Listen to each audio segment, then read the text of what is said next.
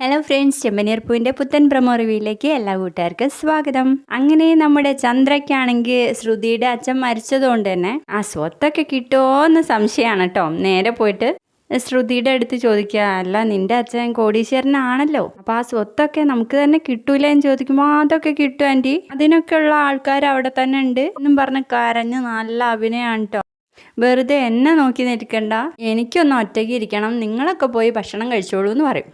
അങ്ങനെ ചന്ദ്രയൊക്കെ കൂടി അവിടെ ഇരുന്ന് ഭക്ഷണം കഴിക്കുന്ന നേരത്തെ നമ്മുടെ സച്ചി നന്നായിട്ട് പേടിപ്പിച്ചു കൊടുക്കുന്നുണ്ട് കേട്ടോ ശ്രുതിയെ. മോക്ഷം കിട്ടാത്ത ആത്മാവ് നിന്റെ ഭാര്യയുടെ ദേഹത്ത് കയറും, എന്നിട്ട് നിന്നെ കഴുത്ത് പിടിച്ച് ഞെക്കും എന്നൊക്കെ ശ്രുതിയോട് പറയുമ്പോൾ ശ്രുതിക്ക് ഇങ്ങനെ തരിപ്പ് പോകുന്നൊക്കെ ഉണ്ട്. പിന്നീട് കാണിക്കുന്നത് നമ്മുടെ ശ്രുതിക്ക് വിശന്നിട്ട് ഇങ്ങനെ വന്ന് ഇവര് ഫുഡ് കഴിക്കുന്നിടത്തേക്ക് ഇങ്ങനെ നോക്കി നിൽക്കുകയാണ്. അന്നേരം അവിടെ പോയി ഇരിക്കാൻ പറ്റൂലല്ലോ, അതുകൊണ്ട് തന്നെ കട്ട എടുത്ത് തിന്നാൻ വേണ്ടിയിട്ട് അടുക്കളയിലോട്ട് പോവാം. ചപ്പാത്തിയൊക്കെ എടുക്കുന്ന നേരം പാത്രം കയ്യിൽ നിന്ന് അങ്ങ് വീഴാണ്.